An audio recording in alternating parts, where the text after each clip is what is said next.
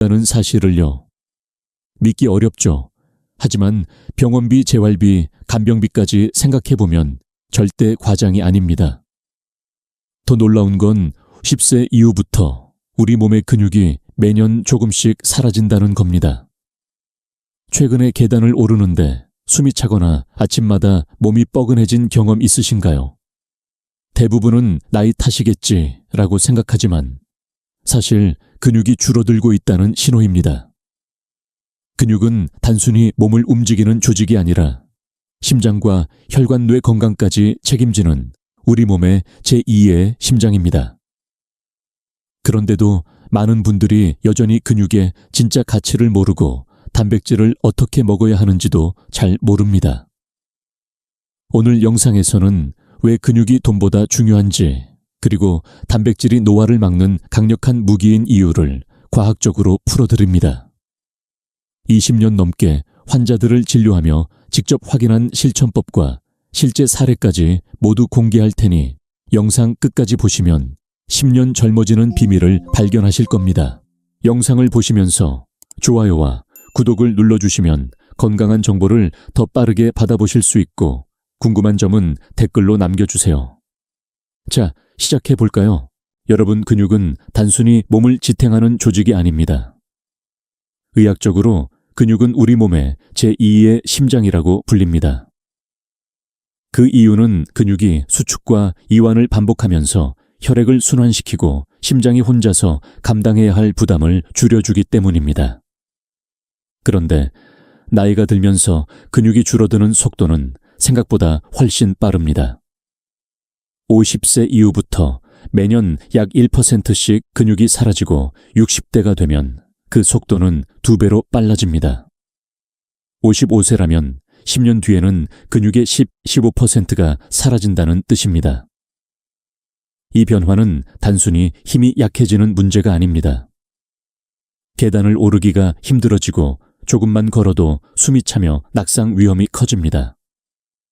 낙상으로 인한 골절은 노인 건강의 전환점이 됩니다. 골절 후 회복 기간은 평균 6개월 이상, 그 사이에 다른 질환이 생기거나 움직임이 줄어드는 악순환이 시작됩니다. 치료비, 재활비, 간병비까지 합치면 상상 이상으로 큰 비용이 들어갑니다. 그래서 근육 1kg의 가치가 1,300만 원이라는 말이 나오는 겁니다. 근육은 단순히 움직임을 위한 조직이 아니라 생존을 위한 보험입니다. 근육량이 부족하면 심혈관 질환, 당뇨병, 심지어 치매 위험까지 높아집니다. 반대로 근육을 지키면 노화 속도를 늦추고 삶의 질을 유지할 수 있습니다.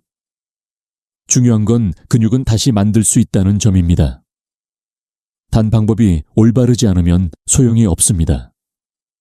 핵심은 단백질 섭취인데 많은 사람들이 여전히 잘못 알고 있습니다. 다음으로 왜 단백질 부족이 한국 시니어 건강의 가장 큰 함정인지 살펴보겠습니다. 한국 사회에서 단백질 부족은 생각보다 훨씬 심각한 문제입니다. 서울의 한 대학병원 연구에 따르면 65세 이상 어르신 10명 중 8명은 단백질 섭취량이 권장 기준의 절반에도 미치지 못합니다. 그 이유는 무엇일까요? 첫째, 많은 분들이 여전히 단백질은 젊은 사람, 특히 운동선수나 헬스 트레이너에게 필요한 영양소라고 생각합니다. 나이가 들면 단백질이 오히려 해롭다는 잘못된 믿음도 퍼져 있습니다. 둘째, 건강을 위해 채식이나 소식 위주의 식단으로 바꾸면서 정작 가장 필요한 단백질을 놓치는 경우가 많습니다. 또 다른 문제는 단백질 보충제에만 의존하는 현상입니다. 광고에서 단백질 파우더를 마시면 근육이 저절로 늘어날 것처럼 보여도 실제로는 그렇게 단순하지 않습니다. 단백질을 언제 어떻게 무엇과 함께 섭취하느냐가 훨씬 더 중요합니다. 예를 들어 하루에 한 번 보충제를 마시고 나머지 끼니는 대충 때우는 방식으로는 근육 합성에 필요한 아미노산 균형을 맞출 수 없습니다. 더 심각한 건 많은 분들이 하루 단백질 섭취 목표를 전혀 모른다는 겁니다. 체중 60kg인 사람이 하루에 필요한 단백질은 최소 71g 이상인데 실제 평균 섭취량은 40개 불과합니다. 단백질이 부족하면 몸은 근육을 분해해 에너지원으로 사용합니다. 그렇게 되면 체중은 비슷해도 근육은 줄고 지방은 늘어납니다. 거울로는 잘 보이지 않지만 몸속에서는 근육 감소가 조용히 진행되고 있는 겁니다. 이 과정에서 혈당 조절이 어려워지고 혈관이 약해지며 체력은 급격히 떨어집니다. 결국 피로감, 무기력, 집중력 저하가 나타나고 생활의 질이 크게 떨어집니다. 이제 질문을 바꿔야 합니다. 내 나이에 단백질이 필요할까가 아니라 나는 충분히 먹고 있을까입니다. 다음으로는 단백질이 우리 몸에서 하는 5가지 핵심 역할을 과학적으로 살펴보겠습니다. 단백질이 왜 중요한지 다시 한번 생각해 봅시다. 많은 분들이 단백질을 단순히 근육을 만드는 영양소로만 알고 있지만 실상은 그것보다 훨씬 더 큰 역할을 하고 있습니다. 단백질은 생명 유지의 핵심 요소이며 우리 몸의 거의 모든 기능에 관여합니다. 첫 번째 힘은 근육 유지입니다. 근육은 단순히 움직임을 위한 조직이 아니라 우리 몸의 제2의 심장이라고 불립니다. 근육이 수축할 때마다 혈액을 순환시켜 심장이 혼자 감당해야 할 부담을 덜어줍니다. 그런데 단백질이 부족하면 근육은 서서히 분해되고 그 결과 낙상 위험이 커지고 심혈관 질환의 가능성까지 높아집니다. 하버드 의대의 20년 추적 연구에서도 근감소증 환자는 사망률이 정상인보다 2배 이상 높게 나타났습니다. 두 번째 힘은 혈관 건강입니다. 단백질 속에 들어있는 아르기닌은 산화질소를 생성하는 핵심 원료입니다. 산화질소는 혈관을 부드럽게 확장시켜 혈류를 원활하게 하고 혈압을 안정시킵니다. 서울대병원 연구에 따르면 체중 1kg당 하루 1.2강 이상의 단백질을 섭취한 60대 그룹은 그렇지 않은 그룹에 비해 혈관 탄력성이 평균 15% 이상 높았으며 고혈압 발생 위험도 크게 낮았습니다. 세 번째 힘은 혈당 조절입니다. 나이가 들수록 인슐린 저항성이 높아지고 작은 식사에도 혈당이 급격히 올라갑니다. 그런데 단백질을 충분히 섭취하면 혈당이 천천히 오르도록 조절해 당뇨 위험을 줄입니다. 일본 도쿄대의 대규모 코호트 연구에 따르면 단백질을 충분히 섭취한 60대는 그렇지 않은 그룹보다 당뇨 발생률이 40% 낮았습니다. 네 번째 힘은 뇌 건강입니다. 뇌의 약 70%는 단백질로 이루어져 있으며 신경 전달 물질 합성에도 필수적입니다. 단백질이 부족하면 기억력과 집중력이 떨어지고 장기적으로는 치매 위험이 커집니다. 미국 알츠하이머 협회 보고서에 따르면 단백질과 오메가3가 충분히 포함된 식단을 유지한 노년층은 그렇지 않은 그룹보다 치매 위험이 35% 낮았습니다. 마지막 5번째 힘은 활력 회복입니다. 단백질은 에너지를 만드는 미토콘드리아의 주요 재료입니다.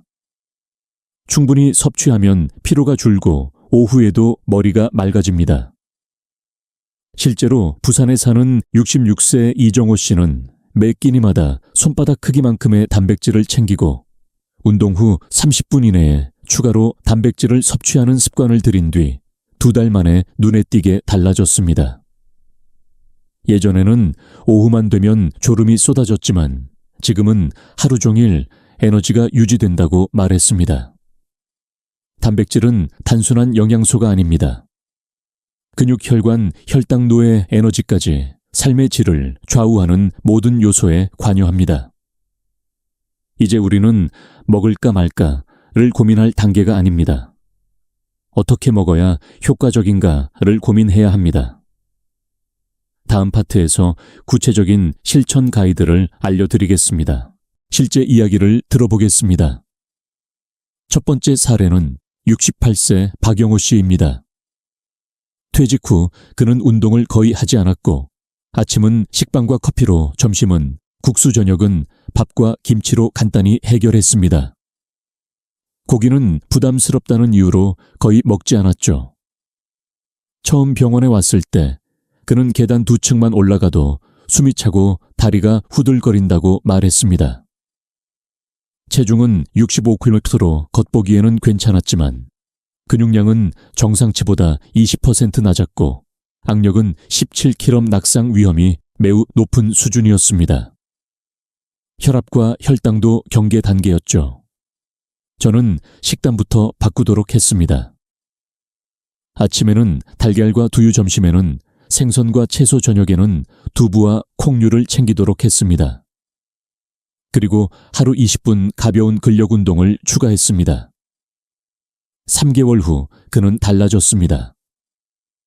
악력이 21kg로 회복되었고 혈압은 130/80으로 안정되었으며 혈당은 정상 범위로 내려왔습니다. 무엇보다 표정이 밝아졌습니다. 이제는 손자랑 뛰어놀 수 있어요. 그는 활짝 웃으며 말했습니다. 두 번째 사례는 정반대의 길을 걸었습니다. 72세 김정자 씨는 단백질이 해롭다는 잘못된 믿음을 가지고 있었습니다. 체중을 줄이기 위해 고기를 피하고 채소 위주의 식사를 했죠. 살은 조금 빠졌지만 체력은 급격히 떨어졌습니다. 500ml를 걷는 것도 힘들어졌고 골밀도는 낮아져 작은 충격에도 뼈가 쉽게 부러질 위험이 커졌습니다. 결국 그는 집에서 넘어져 고관절 골절을 당했고 수술 후 6개월 이상 재활 치료를 받아야 했습니다. 그 기간 동안 활동량은 더 줄어들었고 근육은 더욱 빠르게 소실되었습니다. 김 씨는 이렇게 말했습니다.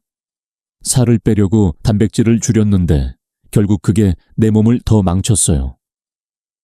이 경험은 우리에게 중요한 교훈을 줍니다.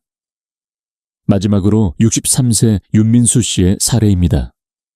그는 은퇴 후에도 꾸준히 단백질 섭취와 가벼운 운동을 병행했습니다. 아침에는 계란과 그릭 요거트, 점심에는 고등어와 채소, 저녁에는 두부 요리를 즐겼습니다. 매일 30분씩 가벼운 근력 운동도 빠지지 않았죠. 결과는 놀라웠습니다. 5년 동안 체중과 근육량이 거의 변하지 않았고 혈압과 혈당은 정상 골밀도는 같은 나이대 평균보다 높게 유지되었습니다. 그는 말했습니다. 나이가 들어도 내 몸을 지킬 수 있다는 걸 보여주고 싶어요. 윤 씨는 지금도 주 2회 등산을 즐기며 활기찬 노년을 보내고 있습니다. 이 세 가지 이야기는 하나의 명확한 메시지를 전달합니다. 단백질은 선택이 아니라 필수입니다. 단백질을 충분히 섭취하고 근육을 지킨 사람은 노년을 자유롭게 누릴 수 있지만 이를 소홀히 한 사람은 질병과 병원 생활에 시달리게 됩니다. 의료비, 간병비, 그리고 잃어버린 시간까지 계산하면 근육 1kg의 가치는 단순히 돈으로 환산할 수 없는 수준입니다. 노후 건강을 위한 최고의 보험은 바로 근육을 지키는 것입니다. 다음으로 어떻게 하면 단백질을 효과적으로 섭취할 수 있는지 황금 비율과 타이밍, 그리고 피해야 할 함정까지 구체적으로 알려드리겠습니다. 단백질의 중요성을 알았다면 이제 남은 질문은 하나입니다. 얼마나, 언제, 어떻게 먹어야 할까? 첫 번째는 정확한 섭취량입니다. 나이, 활동량에 따라 다르지만 일반적으로 체중 1kg당 1.2개에서 1.5개 정도가 적당합니다. 예를 들어 체중이 60kg인 분이라면 하루에 약 72개에서 90g 정도의 단백질이 필요합니다. 그런데 많은 분들이 한 끼에 몰아서 먹는 경우가 있습니다. 이렇게 하면 흡수 효율이 떨어집니다. 가장 좋은 방법은 세 끼로 나누어 일정하게 섭취하는 것입니다. 아침, 점심, 저녁에 각각 20개에서 30g 정도를 목표로 하세요. 두 번째는 타이밍입니다. 아침 단백질이 특히 중요합니다. 밤새 공복 상태였던 몸은 아침에 단백질을 공급받으면 근육 합성이 더 잘 이루어집니다. 또 하나의 황금 타이밍은 운동 후 30분 이내입니다. 이때는 단백질 흡수율이 평소보다 최대 3배까지 높아집니다. 가벼운 산책, 계단 오르기 같은 활동 후에도 해당됩니다. 세 번째는 비율입니다. 제가 권하는 황금 비율은 식물성 단백질, 60%, 생선 같은 해산물 30%, 기타 동물성 단백질 10%입니다. 왜 이렇게 나누냐고요? 식물성 단백질에는 항산화 성분과 식이섬유가 풍부해 혈관을 보호하고 노화를 늦춥니다. 등푸른 생선은 오메가3가 풍부해 뇌와 심혈관 건강에 도움을 줍니다. 나머지 동물성 단백질, 예를 들어 닭가슴살이나 달걀은 근육 합성에 효과적입니다. 네 번째는 구체적인 식단 예시입니다. 아침에는 달걀 2개, 무가당 그릭 요거트 1컵, 그리고 호두나 아몬드 같은 견과류를 곁들이세요. 점심에는 고등어나 연어를 구워서 채소와 함께 현미밥을 곁들이면 좋습니다.